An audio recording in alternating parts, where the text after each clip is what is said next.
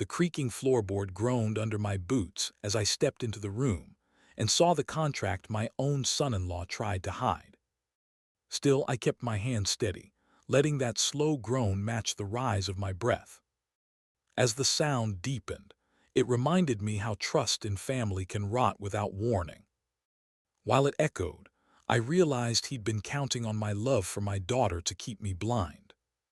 The same creak told me he never thought I'd confront him. That's when I decided a father's justice would speak louder than any lie he'd written. Before the story begins, tell me, where are you watching from? I hope your day's gentle and calm. Please like, subscribe, and let's start our story together. Henry never planned on stopping by Lily's house that morning. He'd been driving back from the hardware store, the truck heater rattling as November wind scraped across the windshield, when something, call it father's instinct, pushed him toward her quiet suburban street. The house looked the same from the outside, pale blue siding, modest porch, the wreath Lily put up too early every year. But as he walked up the driveway, boots crunching against frost, a heaviness settled in his chest. The windows looked hollow, like a smile missing teeth. He knocked once, twice. The door opened as if Lily had been standing behind it the whole time. She forced a smile that didn't even reach her cheeks. "Dad, you didn't say you were coming." Henry stepped inside, and the warmth of the house felt wrong, stale, tense, like a room after an argument. Lily's hands fidgeted as she guided him to the kitchen. He watched her set a mug under the coffee maker. Her fingers shook so slightly he almost missed it. "You all right, sweetheart?" he asked, keeping his voice gentle. "Just tired," she murmured, brushing hair from her face. "Ryan's been working late. It's been a week." Henry nodded, but something in her tone pressed against him like a quiet alarm. While she prepared the coffee, his eyes drifted around the kitchen. A few framed photos missing from the walls. No fruit bowl on the counter. Fewer chairs at the table than before. Not drastic changes, just little absences, little disappearances. He didn't ask, not yet. Footsteps thudded down the hallway. Then Ryan appeared, wearing that wide salesman smile Henry had never trusted. "Henry, well, this is a surprise." His voice was almost too cheerful, stretched thin with practiced charm. Henry returned a polite nod. "Morning." Ryan clapped him on the shoulder like they were old friends. The touch made Henry's jaw tighten. Ryan always overplayed the friendliness, like he was auditioning for a role he never quite landed. "Coffee's almost ready," Lily said quickly, trying to place herself between them with quiet grace. But before she could hand out mugs, Ryan set his sleek black briefcase on the counter. The latch caught awkwardly, and when he moved it, a white envelope slid out and fluttered to the floor. It landed face up. Henry didn't mean to look, but he did. "DUNN Ridge Realty. Final sale documents enclosed." Ryan froze. His smile flickered. "Oh, that's nothing," he said too fast, bending down to grab the envelope. He hugged it to his chest for a moment before shoving it deep into the briefcase. Lily's breath caught. She didn't speak, but her eyes, wide, fragile, shifted from Ryan to the envelope and back again. A silent plea. "Don't start, not now." Henry felt the plea just as strongly, and it told him far more than Ryan realized.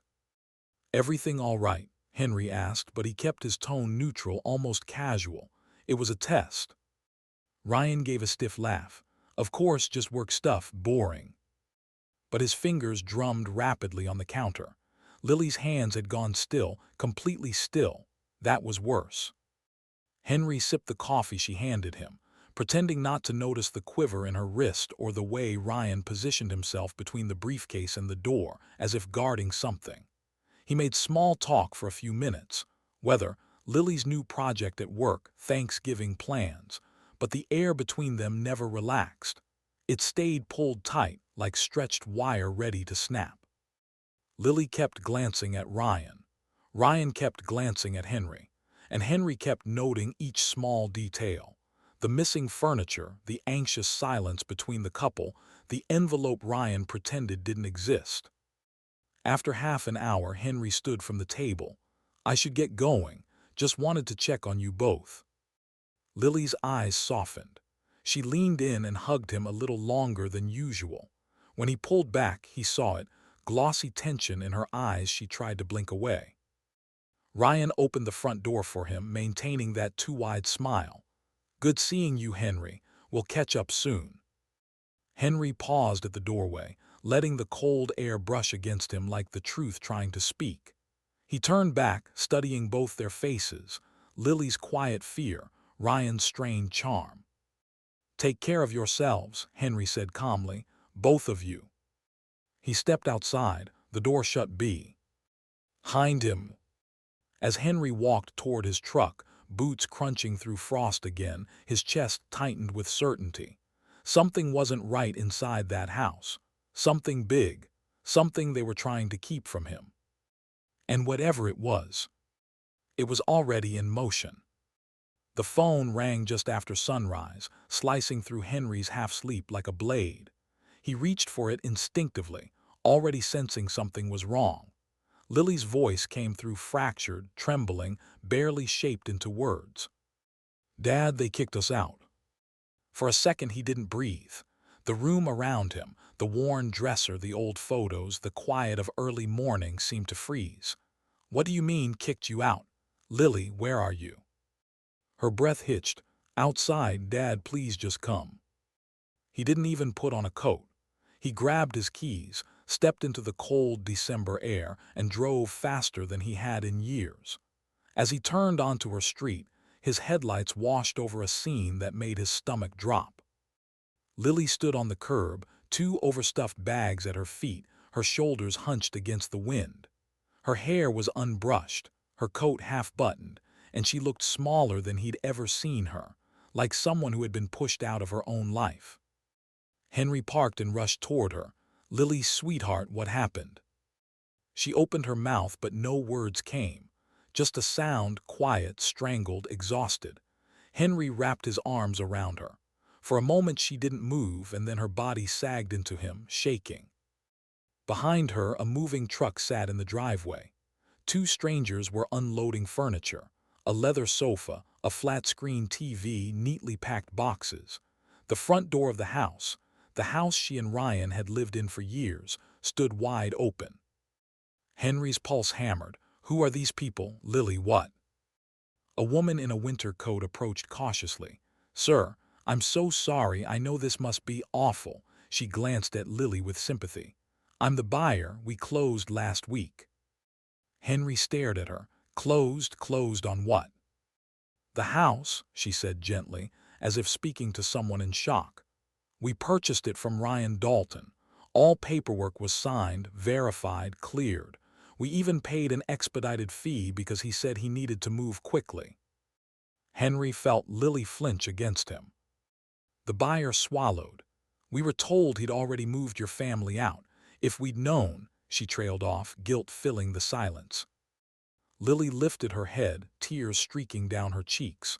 "I didn't know. I didn't sign anything.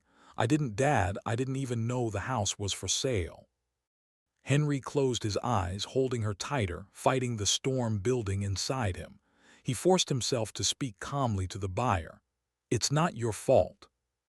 But he could barely hear his own voice over the pounding in his ears.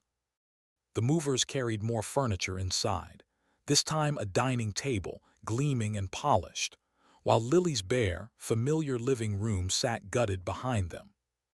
Lily pulled away, hugging herself. "Dad, I woke up to knocking. The realtor, she said we had 30 minutes to leave. She had a copy of a sale contract with my signature, but it wasn't mine. I swear it wasn't mine." Henry touched her shoulder. "I believe you." And he did, completely, instinctively, without question. The buyer stepped back, apologizing again before returning to the truck. Henry could feel eyes from neighbors peeking through curtains, stunned and curious, but none of that mattered. Only Lily mattered. Her breaths came in shallow bursts, and then her knees buckled. Henry caught her just as she collapsed into a sob, her grief unfolding raw and jagged. This was the kind of pain a parent feels in their bones. He held her, steadying her against the weight of everything crashing down around her. "I'm here," he whispered. "I've got you, I'm here." A car door slammed down the street. Henry turned.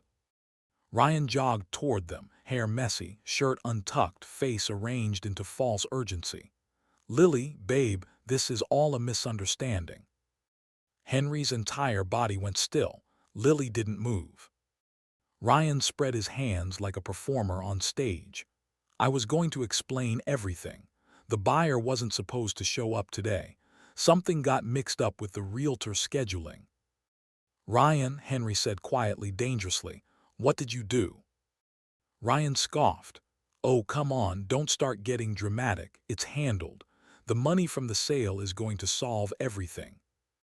Lily stared at him, eyes red, voice barely audible. "You sold our home without telling me, without my signature." Ryan rolled his eyes. "It was just a timing thing. We'll sort it out. Everyone's blowing this out of proportion." The arrogance, the casual dismissal, hit Henry harder than any shout would have. Ryan still believed he could talk his way out of anything. But Henry saw something else beneath the excuses, something dangerous, something cold. A deeper betrayal, hiding just beneath Ryan's rehearsed calm. And as Henry watched his daughter tremble beside him, he realized this morning wasn't the end of something. It was the beginning. The diner felt like neutral territory, but Henry chose it precisely because of that. Bright lights, the smell of burnt coffee, the low hum of morning conversations. Nothing dramatic could hide here. No shadows for lies to crawl into. He sat in the corner booth, jaw set, hands folded in front of him as he waited for Ryan to show his face. Ryan arrived 10 minutes late, swaggering in like a man who believed the world still belonged to him. He slid into the booth across from Henry, forcing a smirk as if yesterday's chaos had been an inconvenience, nothing more. "Henry," he said, lifting the menu as though he might actually order breakfast, "I wish we were meeting under better circumstances." Henry didn't blink, put the menu down. Ryan's smile stalled. Slowly he lowered it. "All right then, straight to business." "Yes," Henry said, "the truth, all of it." Ryan exhaled dramatically, playing the role of a man cornered by misunderstandings. "Look, the house situation, it wasn't supposed to play out like that. We're dealing with temporary liquidity issues. I told Lily that months ago. I'm trying to get ahead of things." "Temporary liquidity issues," Henry repeated, voice low. "You mean debt?" Ryan's eyes flickered, a brief break in the polished surface. "Debt is a strong word." "It's the accurate one," Henry shot back. Before Ryan could respond, Lily slid into the booth beside her father. Her presence changed the air instantly. Her face looked pale from lack of sleep, her eyes hollowed by betrayal. She didn't look at Ryan right away, she couldn't. The waitress approached, but Henry shook his head gently. "We're not staying long." When she left, silence settled again, sharp and brittle. Lily spoke first, voice soft but steady. "Ryan, I never signed anything." Ryan's jaw clenched. "We talked about the sale." "No," she said, lifting her gaze to him. "You talked, you pressured, I said I wasn't comfortable. And then suddenly there's paperwork with my name on it, my signature." Her breath trembled. "I didn't sign any of it." Henry watched the color drain from Ryan's face, not from guilt, but from being exposed. That was the moment Henry understood the truth fully. The signatures on those sale documents, the contract the buyers had shown. Ryan forged them. The realization hit Henry like a physical blow. He gripped the edge of the table to steady himself. "You forged my daughter's name to sell her home, to take everything she had." Ryan's mask slipped completely. For a heartbeat, raw defensiveness flashed across his features. "I did what I had to do," he snapped. "And maybe if Lily supported my dreams instead of questioning everything, we wouldn't be here." Lily recoiled as if slapped. Henry's voice turned cold, cutting through the tension. "Your dreams? You drained her accounts. You lied to her. You sold the home she built with her own hands. If those are your dreams, they're poison." Ryan leaned forward, eyes sharpening. You don't understand what it takes to make something of yourself. I'm trying to build a future, a real one. And every time I push forward, someone's dragging me back. Investors, banks, Lily. He flicked his hand toward her dismissively. She refuses to see the bigger picture. Lily's eyes filled, but she held her chin high. The bigger picture. Ryan, you destroyed our life. I'm fixing it, he insisted, thumping his hand against the table. But you wouldn't get it, you never take risks. Henry had heard enough. His voice dropped to a dangerous, steady rumble that made even the nearby tables fall quiet. You crossed a line, Ryan. Ryan leaned back, crossing his arms. Or what? You'll yell at me. Come on, Henry, I know the law, you can't touch me. Everything's already processed, documented, certified, it's done. Henry's stare didn't waver. Forging her signature is a felony. Ryan scoffed loudly, trying to laugh it off. Prove it. Courts don't care about feelings, and Lily can't suddenly claim she didn't sign something just because she regrets it. Lily inhaled sharply, her composure cracking. Henry stood slowly, hands planted on the table. This isn't over. Ryan waved him off with a smug half-smile. You're out of your depth, old man. Don't make this bigger than it is. Henry didn't respond. He didn't have to. Because as he helped Lily out of the booth and walked her toward the door, one thought settled heavily, not with panic, but with clarity. Ryan believed he was untouchable. And men who believe that are the easiest to bring down. Just as Henry reached the doorway, he glanced back once. Ryan watched them go, confidence oozing like oil. Henry stepped outside into the cold morning air, feeling the tide turning beneath his feet. This wasn't over. It was only beginning. The day after the disastrous diner meeting, Henry drove Lily back to his house to pick up a few things from her car. The morning was bleak, a dull gray sky pressing low over the neighborhood. Lily moved slowly, like every step cost her something. Henry stayed close, giving her space but ready to catch her if she faltered. She opened the passenger door of her car and froze. A manila envelope sat on the seat, her name scrawled across the front in Ryan's handwriting. Dad, her voice thinned to a whisper. Henry stepped closer as she lifted the envelope with trembling fingers. She pulled out the papers, her eyes scanning the first page.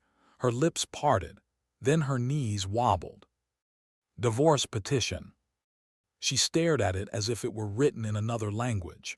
Henry took the paper from her hands, scanning quickly, feeling heat crawl up his neck. And then he saw them. Clauses. Dozens of them. Each one crafted to carve Lily out of her own life. Ryan absolving himself of all financial responsibility, disclaiming all marital assets, disclaiming her accounts, her retirement, even the debts he'd run up under her name. A clean escape route, signed only by him, not a shred of accountability. Henry felt humiliation hit him like a punch, not his own but Lily's. The kind a father absorbs because his daughter's pain is his pain. She sank against the side of the car, eyes glassy, breath shallow. He planned this, she whispered. Even before the sale, he planned to leave me with nothing. Henry knelt beside her. You listen to me, he said softly, firmly. He doesn't get to decide your worth, not now, not ever. Tears slid down her cheeks, silent and raw. Before Henry could say more, his phone buzzed. He almost ignored it until he saw the caller ID. Evelyn Dalton. Ryan's mother. He hesitated for a heartbeat, then answered. Evelyn. Her voice came through thin, weighed down by something heavy. Henry, I heard, and I'm so sorry. Henry stood slowly, glancing at Lily, who wiped her eyes but didn't move. Evelyn, do you know what your son has done? A long breath crackled through the receiver. Henry, my son has been doing this for years. Henry's chest tightened. What are you talking about? I can't say everything over the phone, she murmured, shame coating every word. But this pattern, the sudden money problems, the secret loans, the pressure, the disappearing funds, The women he chooses. Henry, I warned him once long ago that someday he'd cross the wrong family. He felt a tremor under the surface of her voice. Not fear of Ryan, but fear of what the truth would cost. Come by, Henry said firmly. Today we need to talk. Evelyn agreed without hesitation, as though she'd been waiting years for someone to finally ask. When Henry hung up, Lily looked at him through streaked lashes. Why did she call you? Because, Henry said gently, I think she's been watching this happen longer than we realize. Later that afternoon, Evelyn arrived at Henry's home. She looked older than he remembered, aged not by years but by regret. She took a seat at the dining table, folding her hands tightly, as if bracing to open an old wound. I should have warned you sooner, she began, but I didn't think he'd do it again, not to someone like Lily. Lily sat across from her, arms crossed protectively but listening. Evelyn swallowed hard. Ryan has always hunted for stability, for money he can access. Women with savings, women with inheritances, women who believe in him more than he believes in himself. He'd charm them, convince them he had big dreams, that if they just trusted him, everything would pay off. Henry's jaw flexed, and then, he'd take what he needed, Evelyn whispered, shame dragging her voice lower. Drain accounts, borrow in their names. When things fell apart, he'd vanish, sometimes with a divorce, sometimes without. He always made it look like they walked away. Lily's breath trembled. Did he ever face consequences? Evelyn shook her head. No, the women were too embarrassed, too heartbroken, or too intimidated to pursue him legally. And Ryan, he always found another opportunity before anyone caught up. Henry leaned back slowly, the truth cutting through him with surgical precision. Lily wasn't just another casualty. She was chosen, targeted, because of the small inheritance her mother left her, because she was gentle, trusting, steady, everything Ryan could exploit. Henry looked at his daughter and something shifted inside him, not just anger, not just grief. Purpose. A cold, steady purpose that settled like stone. He picked Lily, Henry said quietly, because he thought she wouldn't fight back. Evelyn nodded, tears gathering. He thought you wouldn't either. Henry held her gaze. She saw something in his eyes that made her shoulders sag with relief and fear. Because Henry Caldwell wasn't just angry anymore. He was awake. And Ryan had no idea what that meant. Henry waited until Lily fell asleep on the living room couch, exhaustion finally pulling her under after days of emotional whiplash. He watched her for a moment, the way she curled inward, as if trying to protect what little she had left, and something inside him hardened. He walked to his desk, opened his old laptop, and pulled the financial folder Lily had shared with him years ago for emergencies. Tonight qualified. He entered her login information with steady hands, but the moment the dashboard loaded, his breath stalled. The numbers didn't make sense. The joint checking account, once holding enough to keep them afloat for months, was nearly empty. A balance that wouldn't cover a tank of gas stared back at him. Henry clicked through more pages, his chest tightening with each one. The savings account, drained. The shared investment fund, closed out. He pulled up transaction histories, scrolling through line after line of withdrawals, large, fast, reckless. Transfers to accounts he didn't recognize. Wire payments labeled with vague descriptions. Ryan. The confirmation hit like a hammer. He heard footsteps behind him. Lily stood in the hallway, wrapped in a blanket, eyes puffy but watchful. Dad, what are you doing? Henry turned the laptop toward her gently. I needed to understand how far he went. She stepped closer. At first she didn't see it, then her mouth parted. Her hand flew to her chest. No, those accounts, Dad, we had enough saved. We had enough to get through anything. He promised. Her voice broke as she dropped onto the chair beside him. When did he do this? Henry clicked a tab he hadn't opened yet. The retirement account her mother helped her start at 25. Closed. The word glared at them like a wound. Lily covered her mouth. That's not possible. Dad, he didn't have access to that. He didn't, she stopped, remembering every subtle pressure Ryan had put on her, every form he'd encouraged her to sign without reading closely, every time he joked about her being too trusting with paperwork. She whispered, he cashed out my retirement. Henry didn't speak, he couldn't. He felt something inside him crack, a slow, dangerous splitting. Lily's face crumpled. That was Mom's last gift to me. How could he? He wrapped his arm around her as she began to shake. Betrayal was too soft a word for what Ryan had done. This wasn't just deception or manipulation. It was theft of a life she hadn't even lived yet. Later that afternoon, Henry took the folder of screenshots and printed statements to the precinct. Detective Nora Briggs met him in her small office, files stacked around her like barricades. She scanned the papers quietly, her brows pulling together inch by inch. "This isn't the first time I've seen his name," Briggs finally said, pushing her chair back slightly. "Ryan Dalton is connected to 2, maybe 3 complaints. Nothing stuck yet. Not enough evidence, no cooperative witnesses, no trail clean enough to prosecute." Henry leaned forward. He forged her signature, he sold their house, he drained everything she had. Briggs met his eyes. "Henry, I believe you, but belief doesn't win cases. Paper does, proof does, intent does." She tapped a pen lightly against the desk, then added, "There's a pattern in his transactions. He's funneling money into accounts associated with 2 men already on our radar, investors with questionable reputations. If he's involved with them, this goes beyond domestic fraud." Henry felt a chill. What does that mean for Lily? Briggs exhaled. "It means Ryan wasn't just desperate, he was cornered, and when men like him get cornered, they get reckless." Henry looked down at the papers in his hands. The trail of empty accounts, the erased future, the hollow excuses Ryan fed them. "Will you be able to charge him?" he asked. Briggs hesitated. "Maybe. The forged signature helps.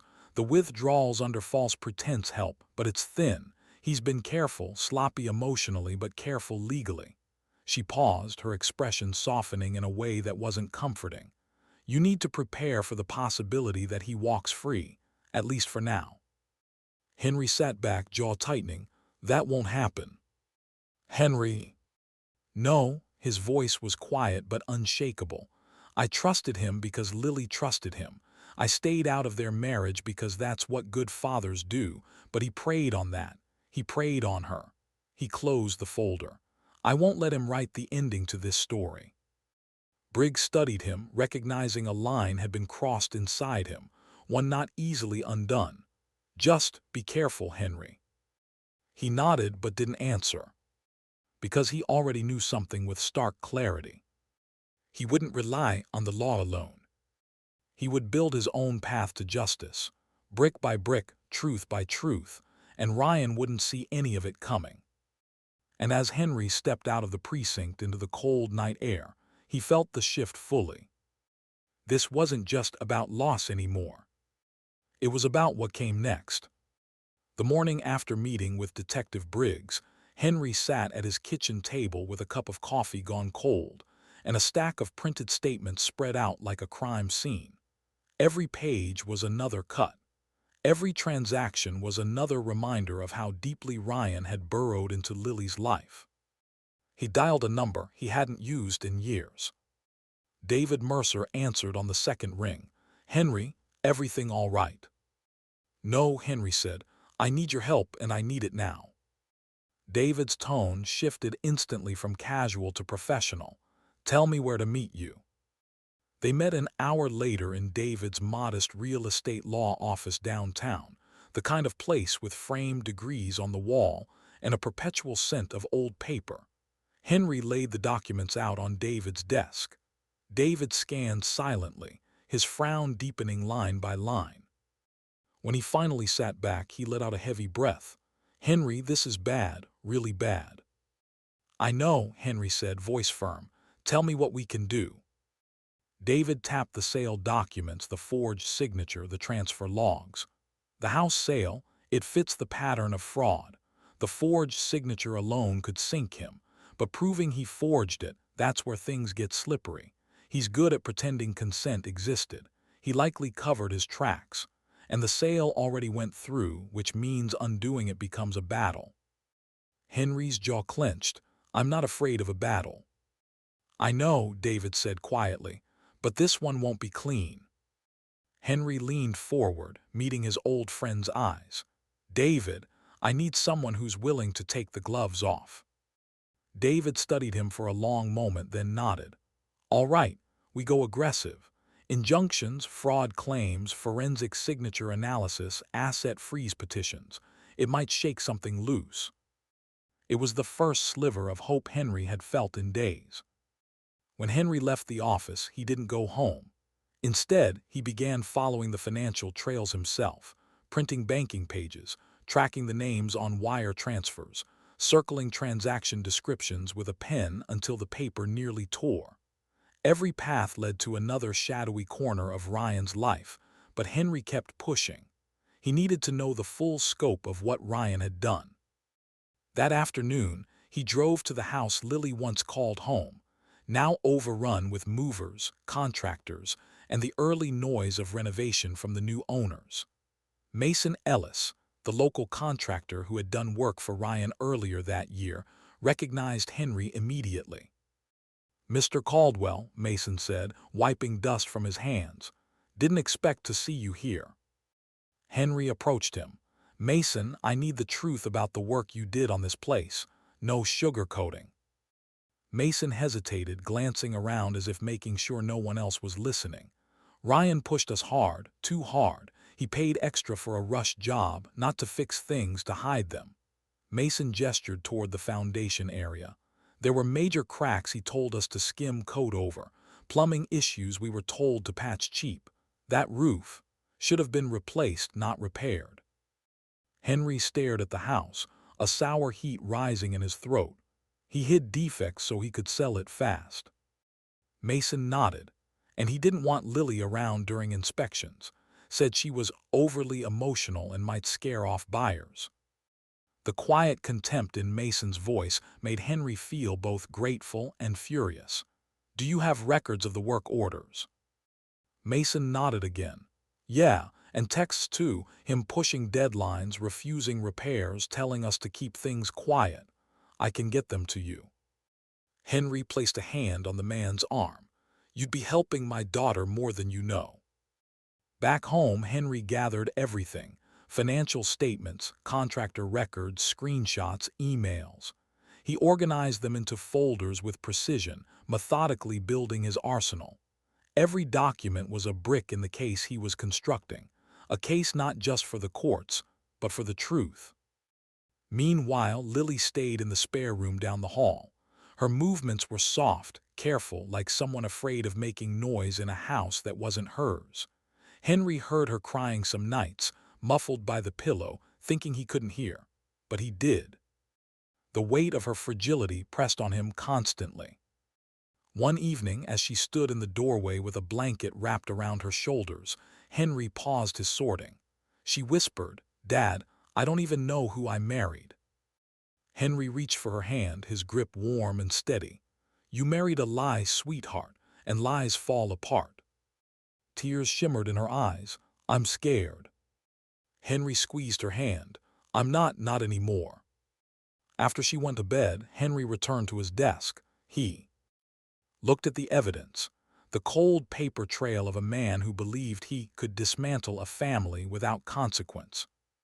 He whispered into the quiet room, voice steady as steel. "He won't walk away from this."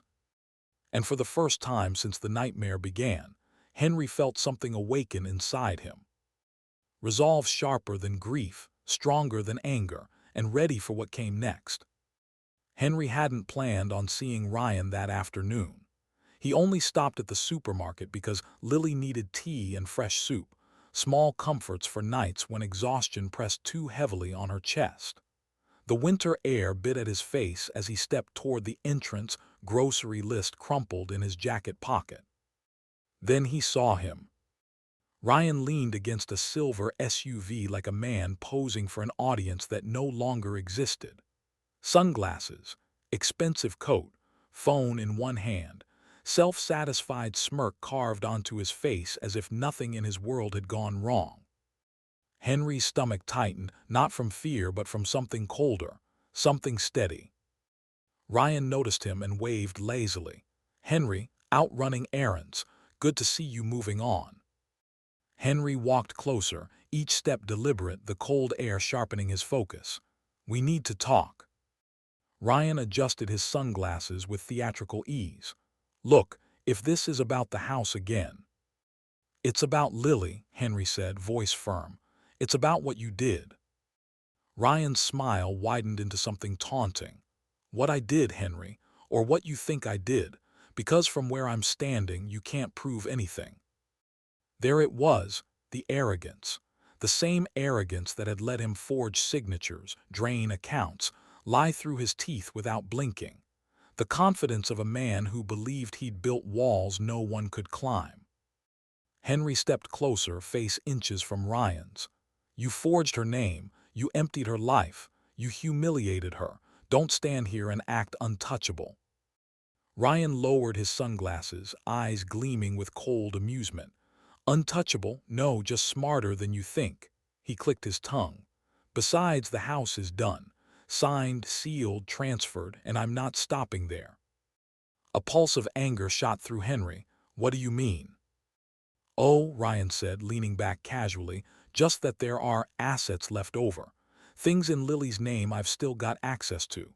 You know, joint account remnants, investments, maybe a life insurance policy adjustment or two." He shrugged. "Might liquidate some things, clean up loose ends." Henry stiffened. "You stay away from anything tied to her, you hear me?" But Ryan only smiled wider. "You're yelling at the wrong person. Lily's the one who left me, remember. Actions have consequences." Henry's fists threatened to clench, but he forced them open. He would not give Ryan the satisfaction of losing control. Ryan continued, twisting the knife. "And honestly, Lily should thank me. I'm helping her start over, fresh slate, no baggage." His grin sharpened cruelly.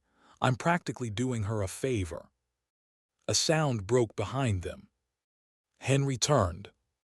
Lily stood a few feet away, groceries slipping from her grasp, a jar rolling across the pavement and shattering against the curb. She must have walked out of the store at the worst possible moment, stepping into a horror she wasn't prepared to hear. Her face drained of color. "Ryan, what assets? What are you talking about?" Ryan didn't flinch. "Relax, Lily. I'm just saying you were careless with paperwork. Not my fault if signatures got confused." Lily's breathing grew rapid, shallow. Her hand pressed against her chest as tears welled up, silent, overwhelmed, shaking. She looked at Henry, eyes pleading. "Dad, he can't. He can't still do more. Please tell me." Henry stepped between them, protective instinct kicking in like muscle memory. "Lily, go wait in the truck. I'll be right there." She hesitated, trembling, then nodded and backed away, wiping tears that wouldn't stop. Ryan snorted. "See, overreacting as usual." Henry turned back to him slowly. "Enjoy this moment." Ryan raised a brow. "Why is that?" "Because," Henry said, voice low and steady, "it's the last time you'll be able to smirk without consequences chasing you." Ryan's smile faltered just for a split second, a crack, a small telling fracture, then he forced it back. "Big words, Henry, but you're grasping, you have nothing." Henry didn't argue, he didn't need to. He walked away. But as he reached Lily's truck, Detective Nora Briggs' patrol car pulled into the lot. She stepped out, eyes narrowing when she saw Henry's tense posture and Ryan lingering with that smug expression. "What happened?" she asked. Henry exhaled slowly, a warning shot from him. Briggs followed his gaze toward Ryan, who now pretended to scroll his phone. "Henry, listen to me," she said quietly. "Don't confront him like this. He feeds off it. Arrogance makes people sloppy, but only if you let them think they're safe. Henry looked at her, and you think he's slipping. Briggs nodded once. Absolutely, men like him always do, they get confident, reckless, and when they do, that's when we catch them. Henry glanced back at Ryan, still smirking, still smug, still certain the world revolved around his lies. But now Henry saw something different. Not strength, weakness, a fatal one. And as he opened Lily's truck door, helping her inside, he realized something pivotal. Ryan's arrogance wasn't just a flaw, it was the opening Henry needed. Henry didn't sleep that night. Not really. He sat in the living room with the lamp dimmed low, listening to the steady tick of the clock and the occasional creak of the old house settling in the cold. Lily had gone to bed hours earlier, exhausted from the supermarket confrontation, but Henry could feel the weight of her silence pressing down through the ceiling above him. Just after midnight, he heard soft footsteps on the stairs. Lily appeared in the doorway, wrapped in a blanket, her face pale and drawn. She didn't speak at first. She just stood there, as if gathering the courage to step into the room. "Sweetheart," Henry said gently, "come sit." She walked slowly to the couch and sat beside him, twisting one end of the blanket in her hands. Her eyes looked hollow, the way someone's eyes look when they've held too much for too long. "Dad," she whispered, "I need to tell you everything." Henry didn't interrupt. He simply nodded, giving her space. Lily took a trembling breath. Ryan, he didn't start with big things, not at first. It was little comments, little digs, telling me I was too sensitive, too cautious, too boring. She swallowed hard. And every time I pushed back, he'd make me feel guilty, like I was the one ruining things. Henry's jaw tightened, but he stayed silent. He'd say I didn't believe in him, that I didn't support his dreams, that I was holding him back. Her voice cracked. So I stopped asking questions. I stopped looking at statements. I signed things I didn't understand because he said he needed my help. Henry closed his eyes briefly. Each word felt like a knife turning. "And I didn't tell you," Lily continued, barely audible, "because I didn't want to stress you out. You've already lost Mom. You've worked your whole life. I didn't want you worrying about me." Henry turned to her fully, his voice low and steady. "Lily, protecting me was never your job." She broke then, quietly, painfully. Tears spilled down her cheeks as she buried her face in her hands. Henry wrapped an arm around her, pulling her close, feeling her body shake with years of swallowed fear. "You didn't deserve any of that," he said softly. "Not one moment of it." When she finally steadied, she wiped her eyes and leaned back. "I thought if I stayed calm, if I kept the peace, he'd change. I thought if I didn't involve you, things wouldn't get worse." She looked at him, guilt heavy in her voice. "I'm sorry, Dad." Henry shook his head. "Don't you dare apologize. The only person who should be sorry is the one who exploited your kindness." Before Lily could respond, there was a gentle knock at the front door. Henry exchanged a look with her. Late-night knocks were never good. But when he opened the door, Evelyn Dalton stood on the porch, clutching her purse like it was the only thing keeping her upright. "Henry," she said in a rush, "is Lily awake? I need to speak to her." Henry stepped aside, letting her in. Lily sat up straighter on the couch, wiping her cheeks with the back of her sleeve. Evelyn approached cautiously, her expression tight with remorse. "Lily," she said softly, "I should have spoken sooner. I should have warned you years ago." Lily blinked. "Warn me about what?" Evelyn looked down, twisting her wedding ring, an old habit of hers. "Ryan owes money, serious money, not just to banks, to men who don't forgive debts." Her voice trembled. "He's been trying to dig himself out by creating opportunities. Fast money, quick flips. He's desperate." Henry felt a cold realization settle over him like a shadow. How long has he been in trouble? "Years," Evelyn whispered. "He pays off one debt by taking another. He jumps from one investor to the next. He lies to each of them, promising returns he never delivers." She looked at Lily then, tears gathering. He didn't marry you for love. He married you because you had stability, because you had something he could take. Lily's breath hitched. He targeted me. Evelyn nodded miserably. And I didn't say anything because I kept hoping he'd change, because I was ashamed of what he'd become. Henry stared at Evelyn, at the guilt etched into her face, and something clicked. A thread, a beginning. What kind of men does he owe money to? Henry asked quietly.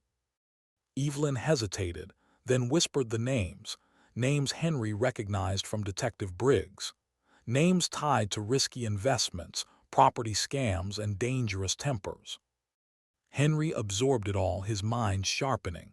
These debts weren't just mistakes, they were leverage points, pressure points, places where Ryan's world was already cracking.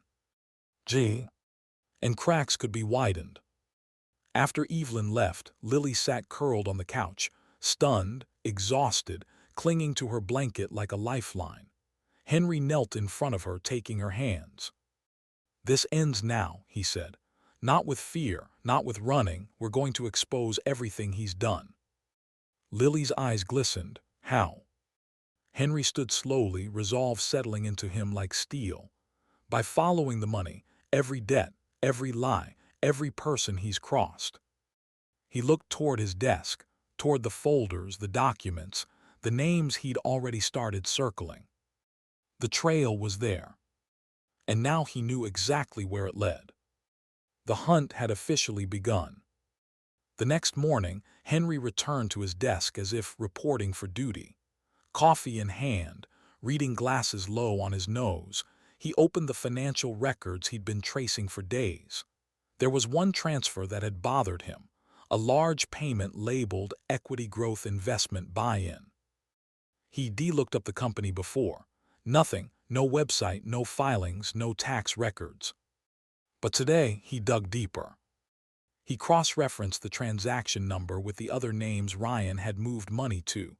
Two matched the list Evelyn had whispered about, the men Ryan owed.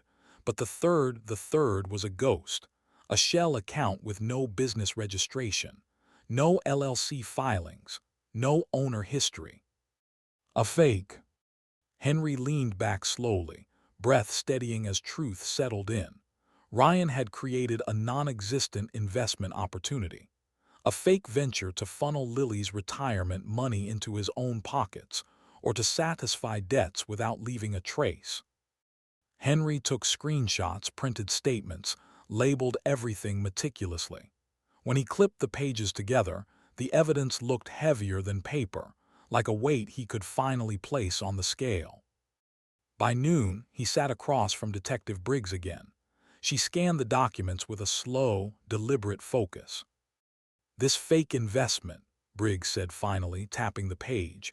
"I've seen something almost identical." She pulled up a file on her computer. 2 years ago, another woman accused Ryan of running a fraudulent investment pitch between him and a partner. The case got dismissed because the signature on her complaint was supposedly incorrect, a technicality. Henry frowned. A forged signature again. "Exactly," Briggs said, "but we never had proof." She leaned back, thoughtful. "Now, with this pattern, this is starting to look like a serial fraud scheme." That wasn't just progress, it was momentum. On his way home, Henry stopped by Mason Ellis's workshop. Mason emerged holding a crumpled set of papers and his phone. "I found the messages you asked about," he said, handing over the phone. Henry scrolled. There they were, text after text. Ryan insisting on quick fixes. Demanding cosmetic work to hide structural problems. Explicitly refusing proper repairs because buyers won't look too closely. Mason rubbed his jaw. "I knew it wasn't right. I should have pushed back harder."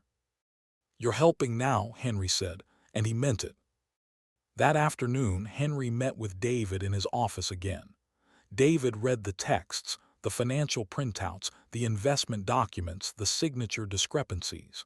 Midway through, he sat back and let out a low whistle. "Henry, this is no longer a simple civil matter." Henry leaned forward. "Tell me what you see." I see a fraud case forming, David said. Forgery, misrepresentation, concealment of defects, fraudulent inducement, misuse of marital assets. This is a staircase of charges, and he walked up every step of it. He pointed to the fake investment. This alone is enough to open an investigation. For the first time, Henry saw conviction, not just professionalism in David's expression. We can win this, David said, if we move carefully. But Lily wasn't celebrating. She sat quietly in the corner of the office, fingers twisting around the hem of her sweater. Her voice was soft when she finally spoke. Dad, if he figures out what we're doing, he'll come after us. Henry's chest tightened. I won't let him hurt you again. She looked at him, eyes uncertain but trusting. I know, I don't want anyone else to get pulled into this. Henry took her hand. The only person pulling others into danger is Ryan. We're just turning on the lights. Still, her fear lingered, and Henry carried it with him like armor. That evening, he made a choice, a different kind of move. He began planting seeds. Small comments to people in Ryan's circle, his former coworkers, a bar owner he owed money to, an old drinking buddy who liked to gossip. Nothing overt, just a subtle suggestion that Ryan might be talking to law enforcement, that he might be cutting a deal, that he might be naming names. Henry knew this kind of rumor traveled fast, especially among men who had something to lose. By the next day, the effect was immediate. Ryan showed up outside Lily's workplace, pacing, checking his phone repeatedly. His shirt was wrinkled, his hair uncombed, panic cracking through High's usual composure. He kept glancing around as though expecting someone to jump out at him. He called someone, voice sharp, agitated. The words carried across the parking lot. I didn't say anything. Who told you that? I don't know who's lying, but it's not me. Henry watched from a distance, arms crossed, expression unreadable. Ryan was unraveling. Arrogance had carried him this far. Fear would take him the rest of the way. As Ryan zoomed off in his car, almost clipping the curb, Henry felt it, an undeniable shift. The cracks were widening, and Ryan Dalton had just begun to break. Henry was locking up his truck outside the hardware store when he felt someone step behind him, too close, too sudden. He turned, instinct tight in his chest. A man he didn't recognize stood there. Broad shoulders, leather jacket, eyes sharp with the kind of calculation Henry had seen only in people who lived by intimidation. You Henry Caldwell? The man asked, voice low but edged with threat. Henry didn't flinch. Who's asking? The man stepped closer, breath white in the cold air. You need to stay out of this. Henry's jaw flexed. Out of what exactly? The deal, the man said. You're messing with things you don't understand. So this was one of Ryan's investors. One of the men Evelyn warned him about. Dangerous, impatient, and used to getting their money back, one way or another. The man leaned in. Ryan said you're the one stirring trouble, that you're sabotaging everything. I'm telling you now, back off. Henry felt something settle inside him, calm, cold, immovable. Your problem isn't me, he said quietly. It's the man who owes you money. The man's eyes narrowed, a flicker of unease passing through them. Just remember what I said. Then he turned sharply, disappearing into a dark car parked across the lot. Henry stood still for a long moment. Ryan had told them he was the enemy, a distraction, someone to blame. It meant Ryan was scrambling, deflecting, desperate enough to weaponize his own creditors. Henry exhaled slowly and reached for his phone. Detective Briggs answered on the second ring. Henry, everything all right? No, he said. One of Ryan's partners just confronted me.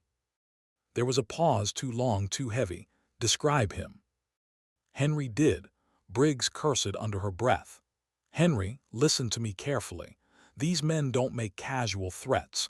They're under investigation for multiple fraud schemes, and Ryan's been dancing around them for years. If they think you're interfering. I'm not afraid for myself, Henry interrupted. His voice was calm, but Briggs could hear the steel beneath. But Lily. That's exactly who you should worry about, Briggs said. Keep her close. Don't let her go anywhere alone. And Henry, don't escalate. Let us handle the pressure. He nodded, though they both knew he wasn't the kind of man to sit back when danger touched his family. That evening, Lily sat at the kitchen island, stirring a mug of tea she wasn't drinking. She looked exhausted, eyes red, shoulders slumped beneath a sweater too big for her frame. "Dad," she whispered, "I don't want anyone getting hurt because of me." Henry took the stool beside her. "Sweetheart, you didn't cause this. Ryan did, and he's going to answer for it." She looked at him, voice trembling. "You promise nothing will happen to you." Henry swallowed against the ache in his chest. "I promise you're safe, and that's all that matters." Before either of them could speak again, a soft knock echoed from the front door. Henry opened it to find Evelyn standing on the porch, coat pulled tight, expression tense with urgency. "Henry," she said, stepping inside quickly, "I have something you need to see." She opened her purse and pulled out a folded stack of printed receipts, bank transfers, routing numbers, timestamps. "These are from Ryan's hidden accounts," she said. "Ones he thought I didn't know about. He moved money days before selling the house. Some went to investors, some went to places I don't recognize." Henry scanned the documents. They were exactly the kind of evidence he needed: proof of concealed assets, fraudulent transfers, financial manipulation. "Why bring these now?" Henry asked gently. Evelyn's voice cracked. "Because Ryan is spiraling. He came to my house last night, angry, paranoid. He said people were turning on him. He kept accusing me of talking to someone. I'm afraid of what he'll do next." Henry folded the papers carefully. "You did the right thing." The next morning he brought everything: Briggs' notes, Mason's texts, and now Evelyn's transfers, to David's office. David spread the documents across the table like puzzle pieces finally snapping into place. "This is enough," David said. "We can file a civil suit immediately. Fraudulent transfer, forged signatures, breach of fiduciary duty, concealment. We hit him from every angle." Henry nodded. It wasn't revenge, not yet, but it was pressure, legal force, a wall closing in. As David drafted the filing, Henry noticed his hands weren't shaking. They weren't angry. They were steady, focused. Later that afternoon, Henry drove past Ryan's apartment, not to confront him, just to see, to understand where the storm was gathering. Ryan stood outside, pacing, phone pressed to his ear. His hair was messy, his posture frantic. He kept glancing over his shoulder. Every few seconds he barked into the phone, "I didn't tell them anything. Do you hear me?" Nothing. Henry watched from a distance as Ryan kicked the side of his car in frustration. Panic had taken root. The man who once strutted with confidence now moved like someone who heard footsteps behind him. Henry pulled away quietly, careful not to be seen. Because the moment he drove off, he understood something vital. Ryan Dalton wasn't in control anymore. Fear was. And fear would make him sloppy. Which meant Henry's opportunity was coming. Vast. Henry didn't expect the break to come from something as mundane as a billing error. The letter arrived mid-morning, slipped through the mail slot onto the hardwood floor. He picked it up absent-mindedly, expecting junk, insurance offers, winter sales, political flyers. But the return address made him still. SafeLock Storage Facilities, payment reminder for L. Dalton. Lily hadn't rented a storage unit, ever. Henry's pulse tightened. He opened the envelope carefully and scanned the invoice. Unit 117B, monthly fee overdue.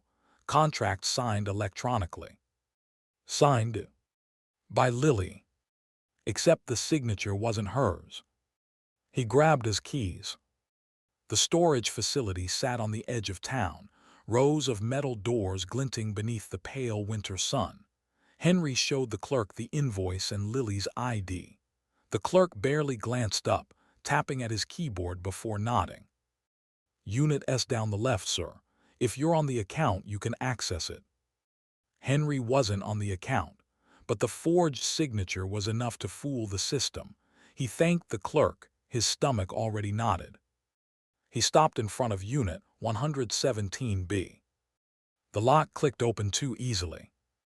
Inside, the air smelled of dust and old cardboard. Boxes were stacked haphazardly, papers spilling out, the kind of chaos left by someone who packed in panic.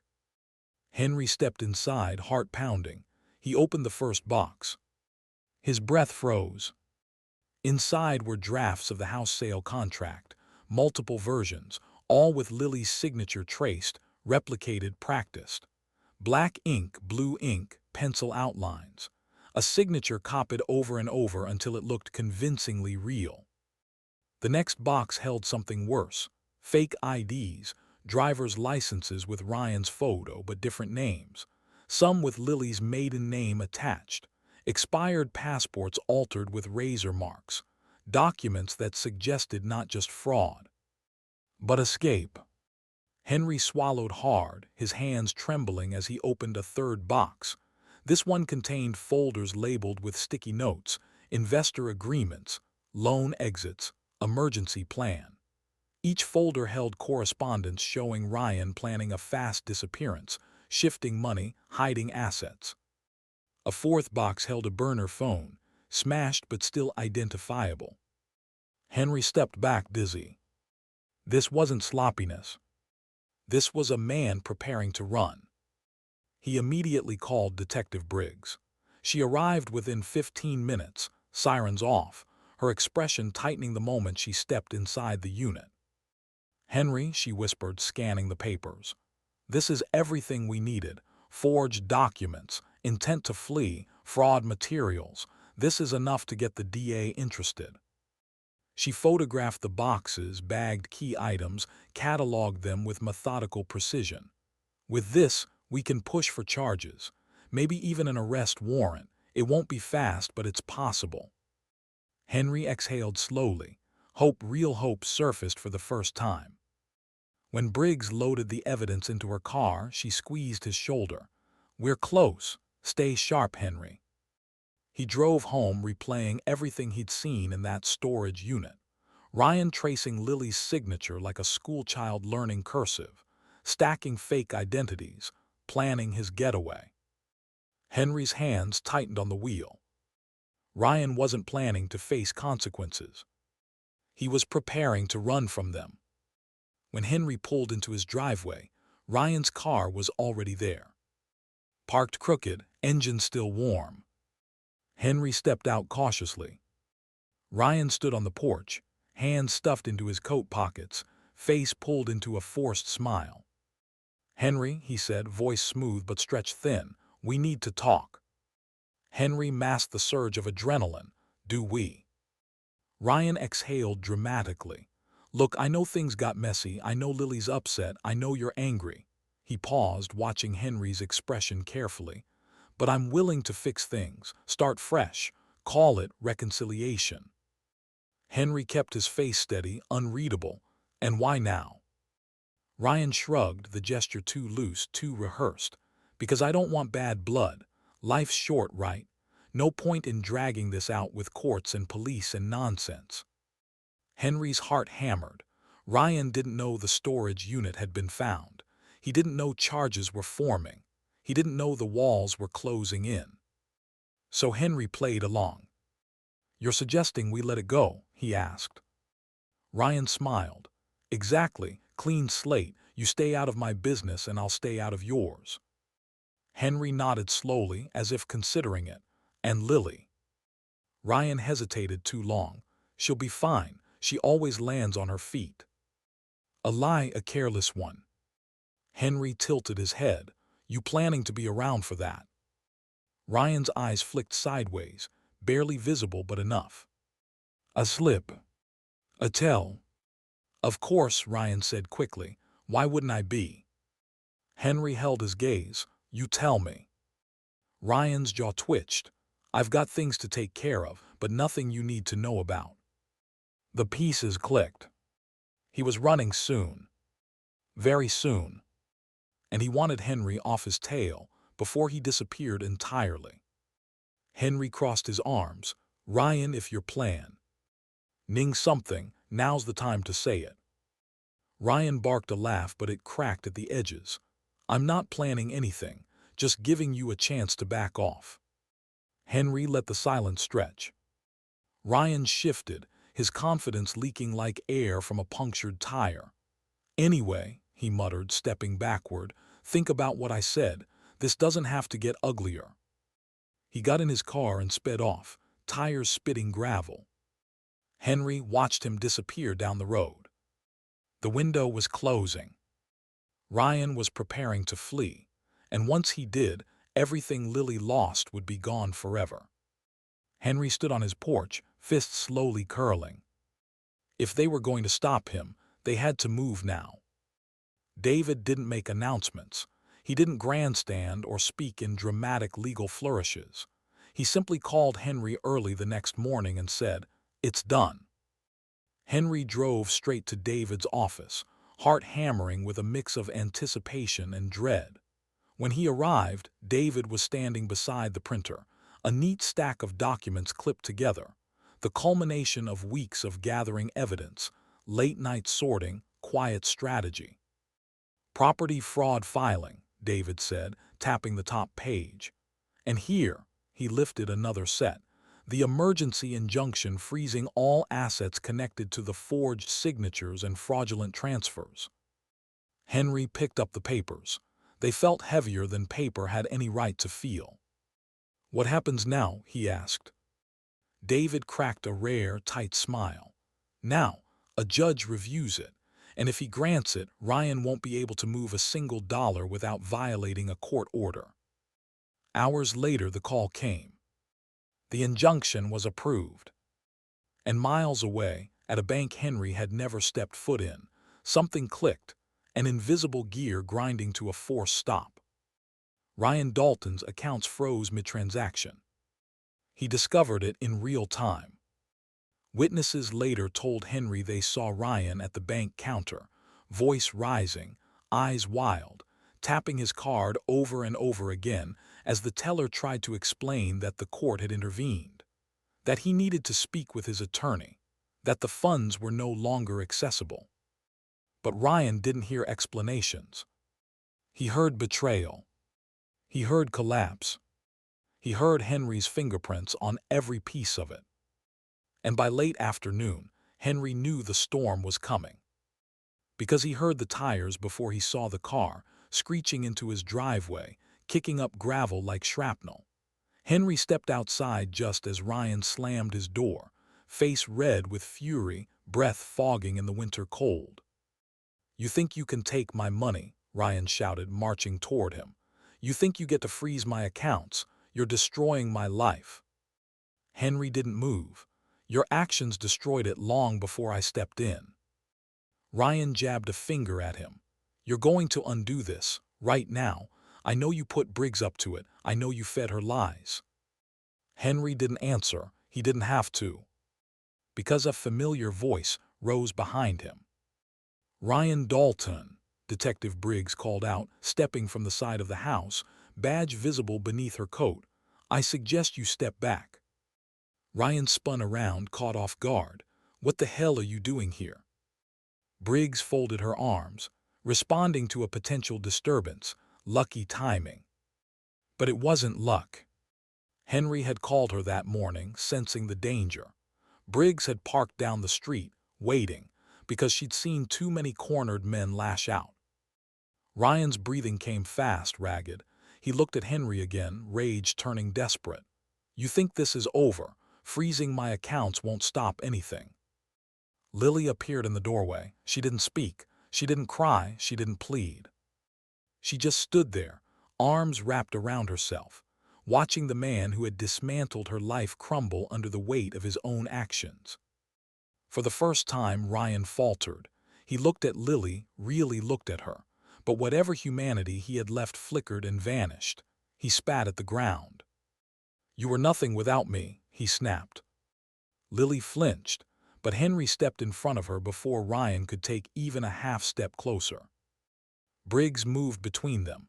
Leave, now, or I will arrest you for trespassing and harassment. Ryan's eyes darted, calculating, furious, cornered. For a moment, Henry thought he might lunge, might make the worst mistake of his life. But Ryan wasn't brave. He was desperate. And desperate men retreat when they sense real force. He backed up slowly, fists shaking at his sides. This isn't over, he hissed. You'll regret crossing me. Then he got in his car, slammed the door, and tore out of the driveway so fast the tires screamed. When the dust settled, Lily exhaled shakily. Her shoulders sagged not with fear but with release. Henry wrapped an arm around her, guiding her inside. Something had shifted in her tonight, a settling, a reclaiming of space. Momentum had changed. They weren't reacting anymore. They were pushing back. That evening, Evelyn called Henry. Her voice was small but firm. "I'm done," she said. "I'm done. Making excuses for him. He came to me asking for money, screaming for it. I told him no." She paused. "He knows I won't protect him anymore." Henry closed his eyes. "You did the right thing." Evelyn sighed, relief and sorrow mixed. "Be careful, Henry. When Ryan has nothing left, he becomes unpredictable." Unpredictable. The word stayed with Henry. Because while Ryan had lost control of his money, his lies, and his allies, he hadn't lost his willingness to fight dirty. And somewhere out in the cold dark, Ryan Dalton was plotting. Not surrender. Not remorse. A counterattack and the storm it would bring. Ryan's counterattack didn't begin with fists or threats. It began with headlines. Henry was drinking his morning coffee when the first call came from a neighbor, voice tight and buzzing with gossip. "Henry, have you seen the news? They're saying, well, just look." Henry opened his laptop, clicked on the local news site, and there it was, front and center. Local man accused of intimidation and financial coercion. Source claims, elderly father manipulating case. His picture. His name. A story fabricated from top to bottom. The article quoted an anonymous source, clearly Ryan, suggesting Henry coerced Lily into filing false claims, that Henry was interfering with Ryan's legitimate business dealings, that Henry had a history of volatile outbursts. Henry leaned back in his chair, expression steady, even as a cold sorrow pressed beneath his ribs.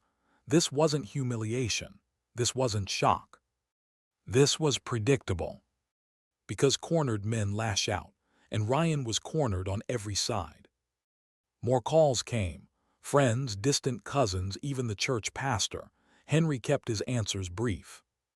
"No, it's not true. Yes, I'm fine, thank you for calling." Lily came downstairs moments later, pale and trembling, holding her phone like a live wire. "Dad, Ryan posted about you. He's saying you threatened him. People are commenting. God, I shouldn't have looked, I'm sorry." Henry took her phone gently. "Sweetheart, none of this changes anything." "But he's dragging your name everywhere," she whispered. "He's trying to drown you." Henry placed a hand over hers. "Truth floats." Detective Briggs arrived an hour later, stepping inside with a folder tucked beneath her arm and irritation sharpened into every line of her posture. "I saw the article," she said without preamble. "Classic smear tactic, but sloppy, very sloppy." Lily sank into the couch, pulling her knees close. Henry stayed standing, ready. Briggs opened her folder. Inside were printouts, screenshots from accounts Ryan had used to spread false claims, anonymous tips traced back to his IP address, and drafts of posts he'd deleted too late. "Henry," she said, tapping the stack, "this isn't just defamation. This is obstruction. Ryan's trying to contaminate public perception, pressure potential witnesses, undermine Lily's testimony. Judges don't take that lightly." Lily looked up. "Will it help the case?" "It already has," Briggs said. Every move he makes to smear you strengthens the narrative of intent and manipulation. He's building our argument for us." Henry felt a quiet satisfaction settle in his chest, not triumph, not gloating, just confirmation that justice was slowly aligning. That afternoon, he and Lily returned to David's office. David looked energized, focused, fingers tapping rapidly across his keyboard. "Briggs sent over everything," he said. "Between the storage unit materials, the financial trail, and now this attempted public smear, we have grounds to file supplemental affidavits." He printed a set of documents and handed them to Henry. "These statements, including Lily's, now play a crucial role. They show pattern, escalation, and motive." Lily shifted nervously. "Do I talk now?" David nodded and set up a small recording device. "Just speak clearly. Tell the truth. Nothing more, nothing less." Henry sat beside her as she began. Her voice shook at first but soon steadied. She spoke of the emotional manipulation, the forged signatures, the pressure to stay silent, the account withdrawals she never approved. At one point her voice cracked, but she didn't stop. She spoke through the breaking. Henry watched her, proud in a way words couldn't hold. Lily wasn't simply recounting trauma, she was reclaiming power Ryan had stolen. When she finished, David clicked off the recorder. "That," he said quietly, "was strong. A judge will feel every word of it." As they stood to leave, David added, "Oh, and Ryan received his court summons today." "Already?" Henry asked. David nodded. "Process server delivered it this morning. He didn't take it well." Henry imagined the moment, the envelope, the shock, the fury simmering beneath Ryan's skin, the world narrowing around him. "Good." On the drive home, snowflakes drifted lazily across the windshield, softening the edges of the world. Lily rested her head against the window, exhausted but lighter than she'd been in weeks. When they pulled into the drive, Henry didn't go inside right away. He stayed in the truck, watching the snow fall, breathing in the cold air. This wasn't victory. Not yet. But it was movement, momentum, an unmistakable shift. Inside, he found Briggs waiting on the porch, her breath forming small clouds. "Henry," she said, "Ryan's agitated. He's calling people, pacing, ranting. He knows the net is tightening." Henry met her eyes. "Good." Briggs nodded once. "Just be ready, he won't go down quietly." Henry looked toward the dark stretch of road beyond his house. "I'm ready," he said. Because now the fight wasn't about fear. It wasn't even about revenge. It was about preparing for the showdown that had been building since the first forged signature. And Henry Caldwell would not be the one to break. The courthouse hallway smelled faintly of paper and winter coats drying from the snow outside. Henry stood beside Lily, her hands clasped tightly in front of her, her breathing slow but controlled. David arrived moments later, crisp suit, calm demeanor, a brief nod that meant we're ready. And then Ryan appeared. He walked through the double doors like a man stepping onto a stage chin high, shoulders squared, smirk firmly in place. He wore a tailored jacket, but the dark circles under his eyes betrayed the sleepless rage simmering underneath his polished exterior. "Well," Ryan said loudly, making sure half the hallway heard, "look who decided to drag their personal drama into the courts." Lily's eyes didn't rise to meet his. She stayed still, steady. Henry stood between them, unmoving. David only glanced at Ryan once. "We'll begin shortly," he said, voice flat, unimpressed. Inside the courtroom, tension sat thick as fog. Ryan took his seat with exaggerated confidence, leaning back as if this were a minor inconvenience. His attorney, a man who looked tired and underpaid for what today would become, shuffled his papers nervously.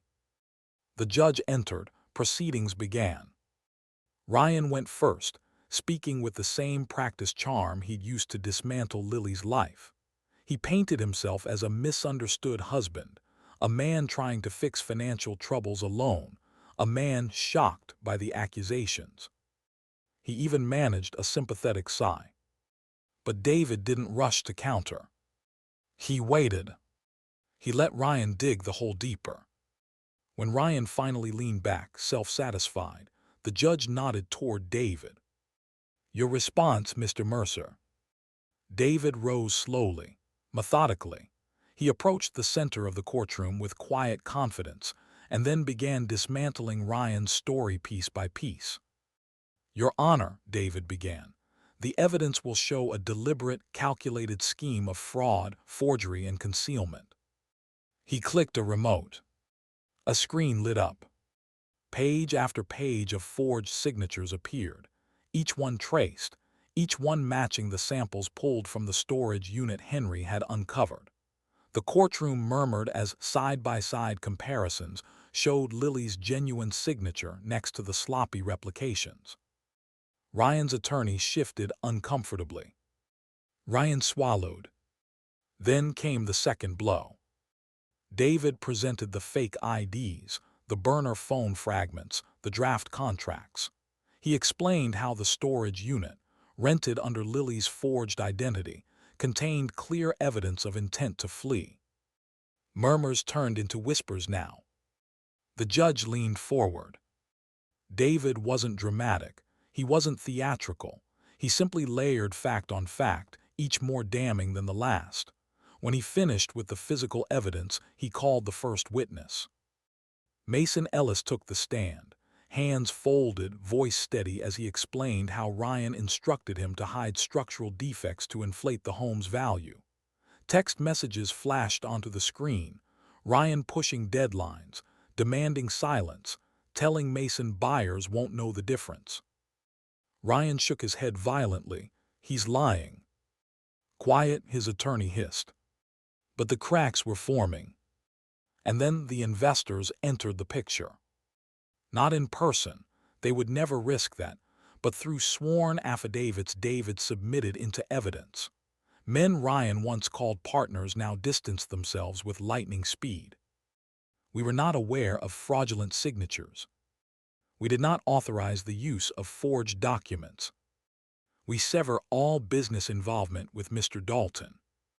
Each signature severed another thread of support Ryan thought he had. His smirk faded. His jaw tightened. His foot began tapping uncontrollably beneath the table.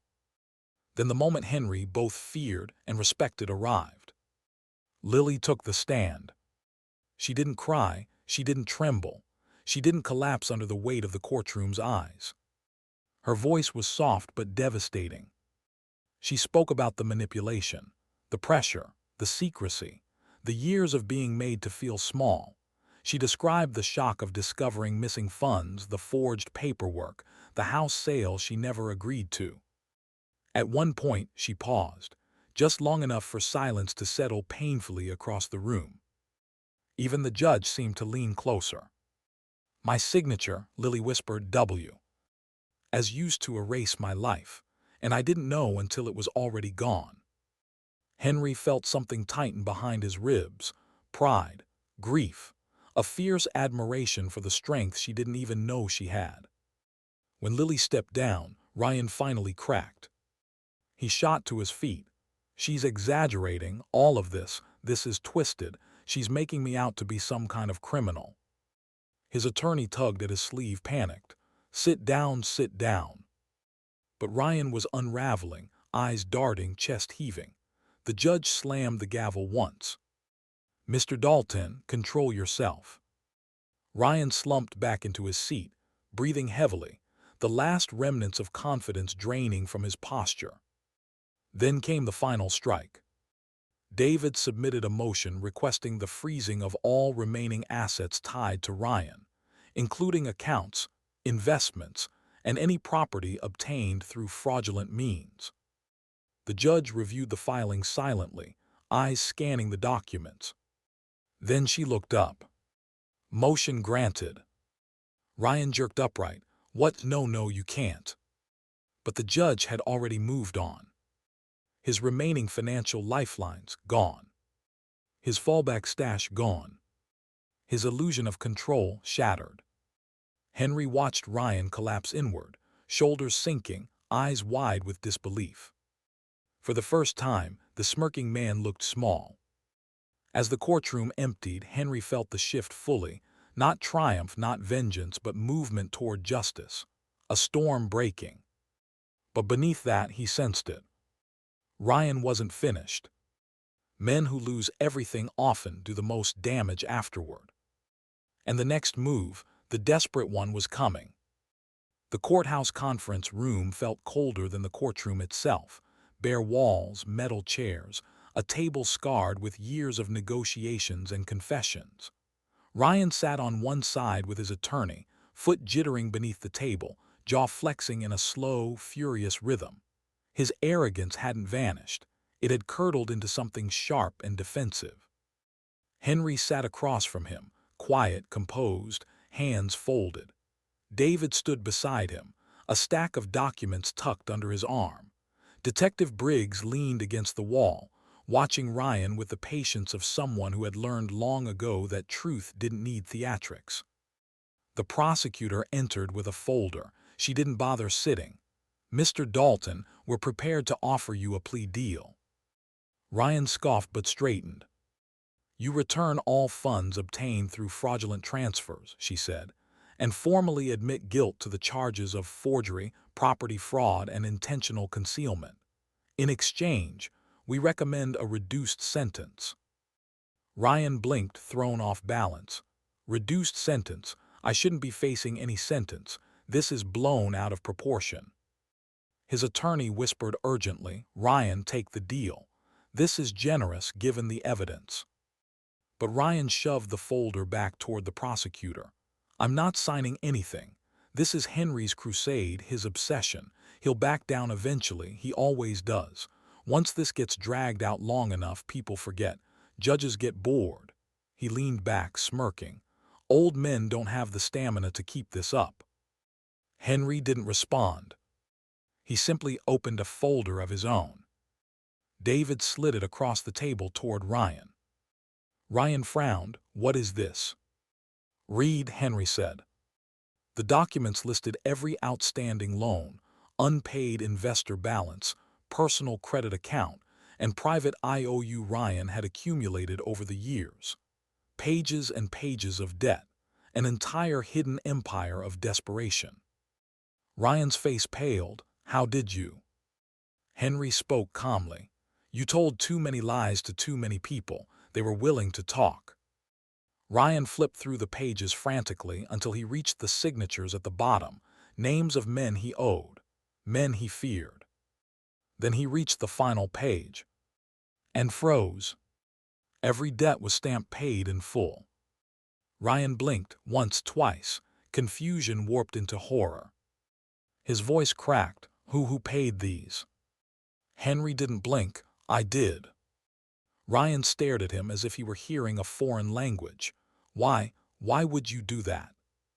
Henry leaned forward, eyes steady, voice low enough to force Ryan to listen. "Because I wanted the paper trail.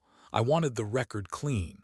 I wanted every man you owed to step aside, legally and permanently. And now," he tapped the final page, "every debt you ever accumulated belongs to me." Ryan's breath stuttered. No, that's not." David spoke softly, almost sympathetically. "Debt buyers have full legal authority to collect. You now owe Mr. Caldwell everything you owe anyone." Ryan shook his head violently. "You can't. This is illegal. It has to be." "It's completely legal," Briggs said from the wall, "and very clean." Ryan's face twisted. "Why would you do this to me?" he hissed at Henry. Henry's voice sharpened, steady as carved stone. "This isn't about you, it's about Lily. You stole years from her, years of self-worth, stability, financial security, years she can't get back." He nodded toward the documents. "This is your repayment plan." Ryan's mouth opened, but no words came. His composure shattered in a slow, devastating crumble. His shoulders slumped. His eyes filled, not with remorse but with the crushing realization that he had been outmaneuvered completely. "You think you're a good man," Ryan whispered, voice shaking. "You think this makes you a hero?" Henry stood. "No," he said, "it makes me a father." Ryan's hands trembled as he tried to gather the papers, his breath hitching in shallow bursts. He looked small, cornered, broken in a way he'd always believed himself too clever to be. For the first time since Lily had left him, Ryan Dalton cried. Not loud, not performative. Quiet, angry, helpless tears. Henry watched him for a moment, not triumphantly, not vindictively, just long enough to confirm what the room already understood. There was nothing left for Ryan to fight with. The prosecutor closed her folder. Briggs stepped forward to escort Ryan out for processing. David began packing the remaining documents. Henry turned to leave. "Henry," Ryan choked behind him, voice cracking in a way he'd never let it before, "don't walk away. You can't just—" Henry paused at the doorway. "Yes," he said calmly, "I can." And without another word, he stepped into the hallway, leaving Ryan to face the consequences that had finally, inevitably, caught up to him. The door closed behind him with a soft click. A quiet ending to a loud man. But Henry knew. The storm hadn't fully passed yet. The fallout was coming next. The news came early in the morning, carried by a quiet knock on Henry's door. Detective Briggs stood on the porch, bundled against the deepening winter, her expression firm but not unkind. "It's done," she said. "Ryan's plea deal fell apart this morning. He refused to cooperate, refused to admit guilt, and the prosecutor pulled the offer. We're moving forward with full charges." Henry stepped aside, letting her in. Lily sat at the kitchen table with a cup of untouched tea, shoulders tensed at the sight of Briggs. But when she heard the words, her breath left her slowly, like someone releasing a weight she'd carried inside her lungs for too long.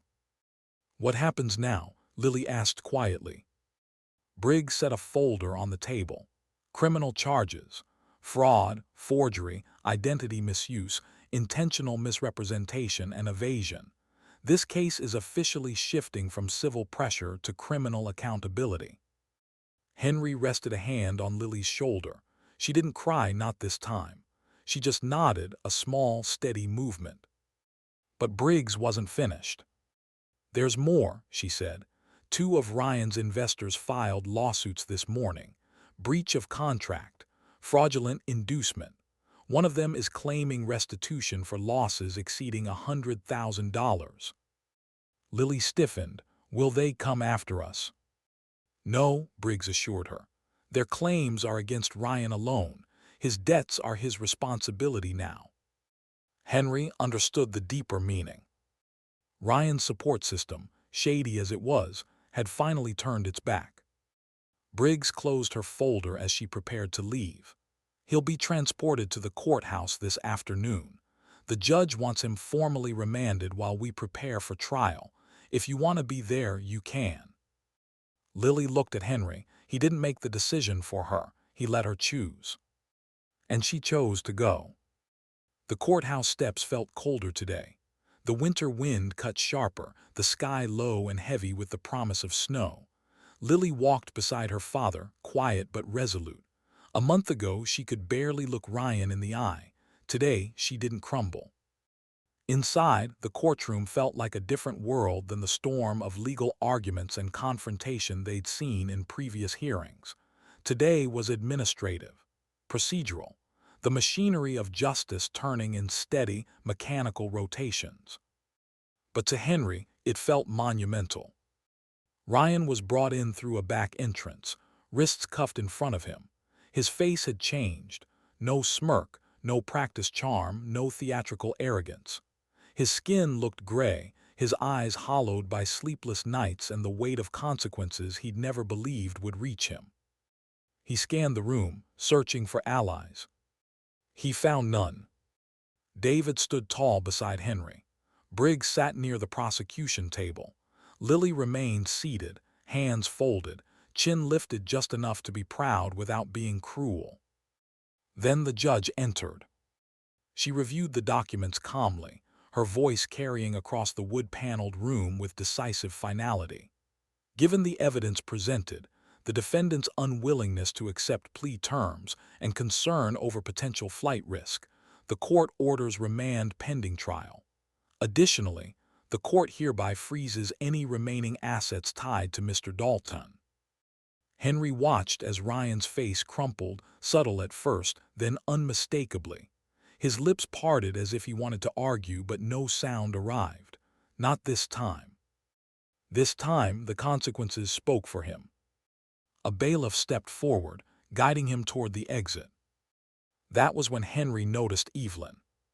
She stood alone near the back bench, clutching a coat she hadn't bothered to put on. Her expression wasn't angry, it was broken. A mother mourning the son she lost long before the courts ever touched him.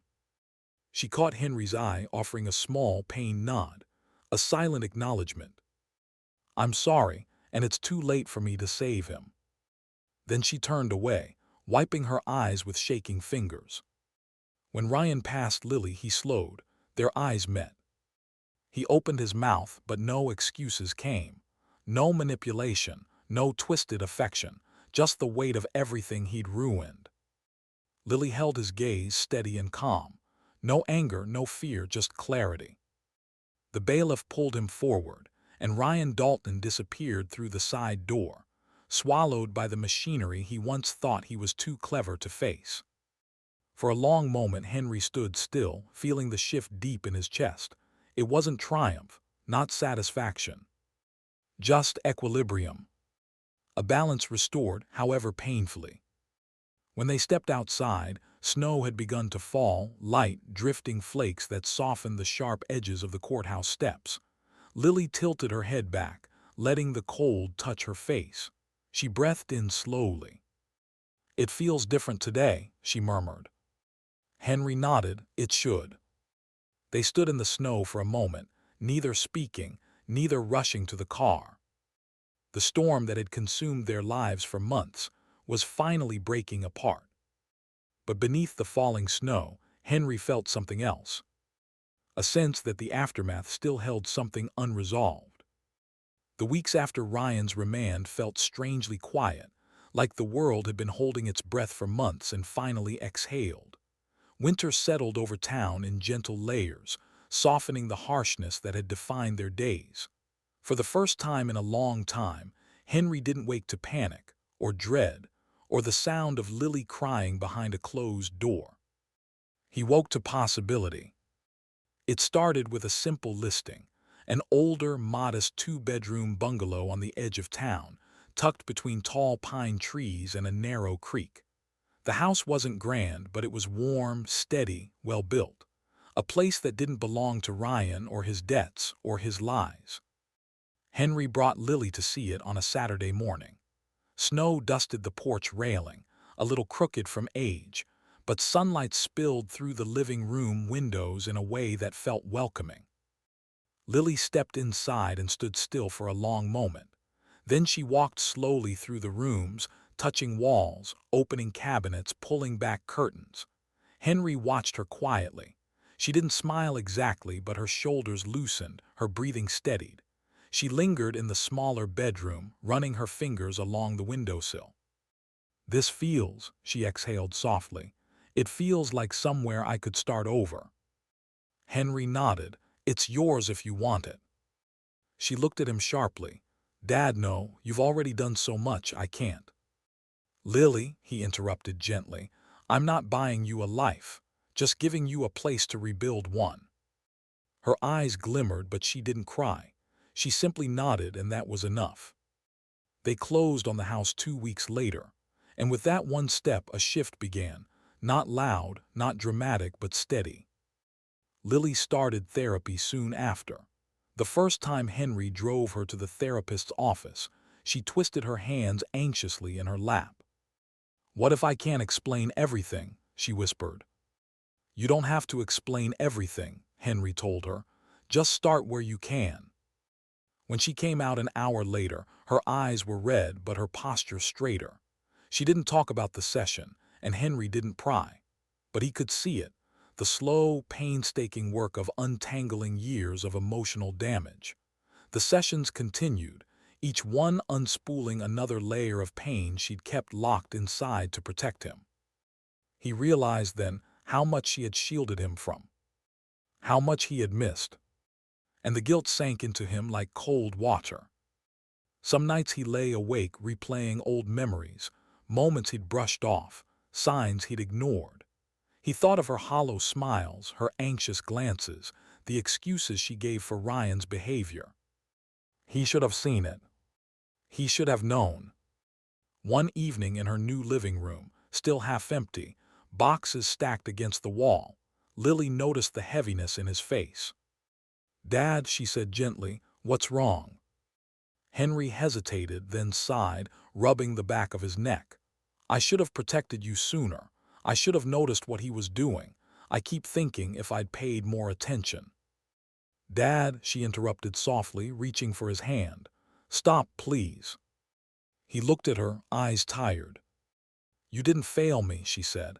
"Ryan isolated me, that's what people like him do, and I let myself believe it would get better. You weren't supposed to read my mind." Her voice wavered, but she held his gaze. "You saved me. When it mattered most, you saved me." Henry's throat tightened. He hadn't cried once through this ordeal. Not in the bank, not during the eviction, not even when Ryan spat venom in his doctor.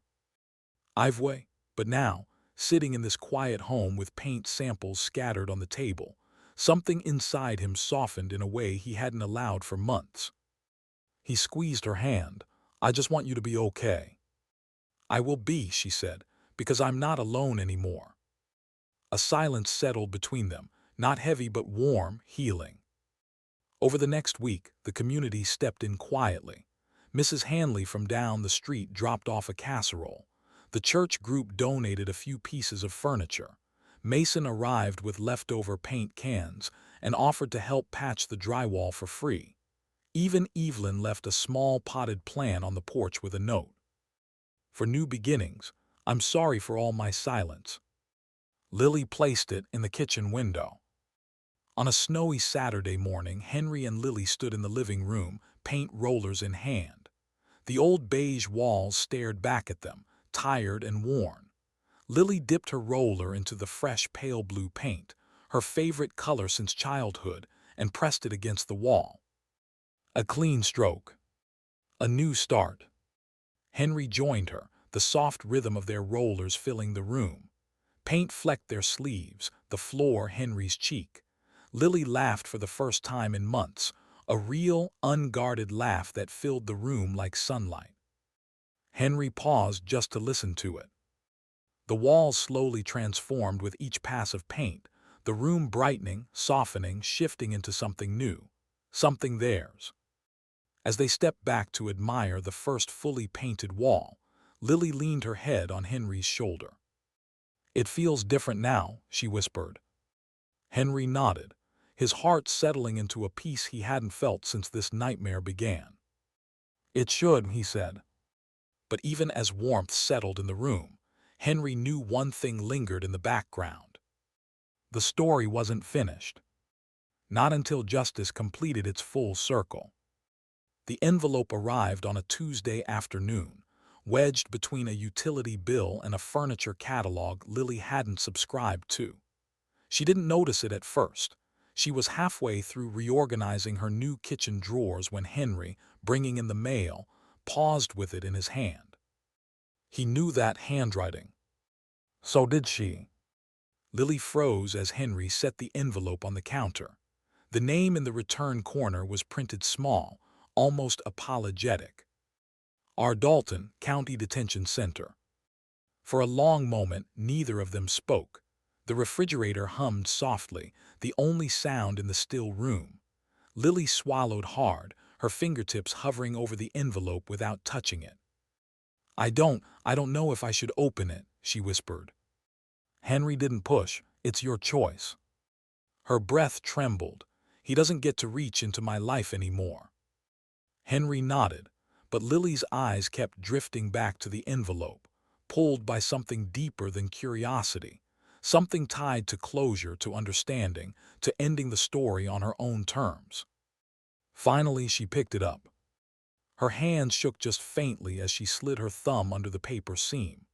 The letter inside was written on lined notebook paper, the edges uneven, the handwriting rushed and cramped. Lily didn't read it immediately. She walked to the living room, sat on the couch, and waited for Henry to join her. When he did, she held the letter tightly, knuckles white. "Can you sit with me while I read it?" she asked. "Of course," Henry said. She unfolded the paper, took a steadying breath, and began reading aloud. "Lily, I don't know where to begin except to say I'm sorry. Not that it will fix anything. I know that now." Her voice wavered, but she continued. "You were good to me, better than I deserved. I saw the way you trusted me, the way you believed in me even when I gave you no reason to. I knew how steady your life was, how steady your father made it. And I wanted that, I needed that. I need you to understand something, even if it makes you hate me more. I targeted you because you had what I didn't." Lily stopped reading. Her throat tightened. Henry sat motionless beside her, but inside, something old and painful twisted. Hearing the truth spoken so plainly hurt more than any accusation Ryan had ever made. After a moment, Lily forced herself forward. "I convinced myself I loved you. Maybe part of me did, but mostly I loved what being with you gave me. The money, the stability, the way people treated me differently because I was with someone good. I wanted to be that man, but I was. I lied. And then I lied more to cover those lies, until I couldn't tell the difference between truth and the role I was playing." Lily's breath shuddered, but she kept reading. "Your father was right about me. I didn't want him involved because I knew he'd see through me first. And he did. He always did. I don't expect forgiveness. I don't expect anything. I just wanted you to know the truth before the trial starts. I hurt you because I was selfish, scared, and weak. I'm sorry for the years I stole from you. Ryan." Lily lowered the letter slowly to her lap. For several seconds, the room felt unbearably quiet. The letter lay open, its pages shaking slightly from the tremor still in her hands. Henry didn't speak. He didn't reach for the paper or attempt to fill the silence. He let the weight of the words settle between them, heavy, bruising, honest in the ugliest ways. Finally, Lily exhaled. "That's the first true thing he said in years." Henry nodded, "Maybe the only true thing." Lily folded the letter once, then twice, pressing the creases down with her thumb. There was no anger in her expression now, just tired clarity. "I'm not going to answer," she said softly. "You don't have to." She looked at him, eyes damp but steady. "Responding would put me back in his story, and I'm done living in any part of it." Henry felt something loosen inside his chest. A knot he didn't realize he'd been carrying since the day Lily called him, voice cracking, telling him she'd been kicked out of her home. "I'm proud of you," he said quietly. Lily leaned her head against his shoulder, a small, gentle gesture that felt more complete than any courtroom victory. "I couldn't have gotten here without you," she whispered. "Dad, you didn't just save me from him. You saved me from losing myself." Henry closed his eyes, absorbing her words with a depth that tugged hard at his heart. For months, he'd fought with rage and logic and strategy, but this moment, this quiet connection, felt like the real victory. Neither of them moved for a long while. Snow fell outside the window, soft and steady, blurring the world in white. Their bond, scarred, tested, strengthened, felt unbreakable now. And yet, as the last light faded, Henry knew. There was still one chapter left before they could finally close this story for good. Winter settled into a quieter rhythm, the kind that didn't feel suffocating anymore. The kind that felt bearable, healing even. The courthouse drama had slowed, the noise around Ryan had dulled, and for the first time in months, the Caldwell home felt like a place where mornings could begin without fear. Lily returned to work on a soft Tuesday morning. Henry watched her lock the door behind her, hair neatly pinned back, a simple navy coat wrapped around her, shoulders straighter than they'd been in a long time. She paused at the car, taking in a deep breath of cold air, letting it fill her lungs like something she hadn't tasted in years. Independence. "I'll be fine, Dad," she said with a small smile. Henry nodded, though his chest squeezed in that familiar protective way. "Call if you need anything." "I will." And she meant it, not as fear but as connection. She drove away with a steadiness that reassured him more than words ever could. With Lily rebuilding, Henry found a slower rhythm for himself. His days weren't consumed by paperwork, court filings, or late-night strategy sessions at David's office. He slept longer, ate meals without rushing, fixed the gate in the backyard he'd been ignoring for months. The tension that had been wound so tight inside him finally loosened, inch by inch, like a spring uncoiling after carrying too much weight. But rest didn't mean forgetting. Not for him. One afternoon, while he shoveled a light layer of snow from the walkway of Lily's new home, a car pulled into the driveway. Evelyn stepped out, bundled in a wool coat, a knitted scarf wrapped around her neck. Her movements were tentative, as if unsure whether she had the right to be there. "Henry," she called softly. He lowered the shovel. "Evelyn." She approached slowly, her eyes red, not from the cold but from something deeper, months of guilt, regret, and the pain of a mother who had watched her son collapse under the weight of his own making. "I wanted to see Lily," she said, "but she's at work, so I hoped I could speak to you." Henry nodded once. "Of course." She swallowed hard. "I came to apologize, truly. I knew pieces of what Ryan was capable of. I didn't want to believe he'd do it again, not after the others, not after the warnings." Her voice trembled. "I kept telling myself he'd outgrow it, or that love would change him, or that I'd failed him somehow." Henry leaned on the shovel handle, listening quietly. "I should have warned you," Evelyn said through tightening breath. "I should have warned her. I didn't because I was ashamed, and because admitting it meant admitting I'd raised someone who could do all of this." Tears welled. "I'm sorry, Henry, for everything my silence cost your daughter." Henry searched her face, not for excuses, not for explanations, but for truth, and he saw it, raw and unguarded. He stepped closer, his voice gentler than she expected. "Evelyn, you tried to love your son the best way you knew how. That's not a crime. Blind spots aren't sins, and we're all just parents hoping our children grow into better versions of themselves." He exhaled softly. "I don't blame you." Her tears slipped freely now, but her shoulders eased. "Thank you," she whispered. She left soon after, but her visit endured like a soft echo, a reminder that pain didn't always end cleanly. Sometimes it needed acknowledgement, forgiveness, a place to land. Later that evening, Lily returned home, cheeks flushed from the cold and from a long but successful first day back at work. She stepped inside, brushing melting snow from her boots. "It felt good," she said, her voice brightening. "Really good. My coworkers were kind, quiet about everything but kind." Henry smiled. "You deserve that." For the first time in months, he saw light returning to her eyes, not the fragile flicker of survival but real hope, the kind that grows roots. After dinner, while Lily sorted a few documents at the dining table, Henry sat in the armchair and watched her work. The soft lamplight reflected off her hair. Her shoulders held confidence again. Her breathing was steady, even. She was here. Alive. Healing. And the truth struck him in a deep, haunting wave. He had almost lost her.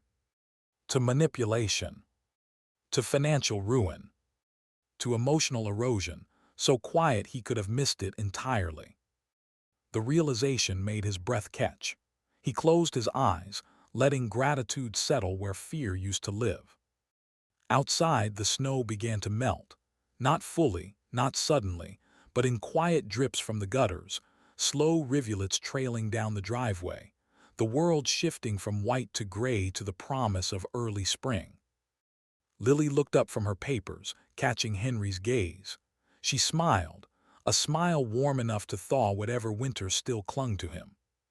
The season was changing, and soon the story would too.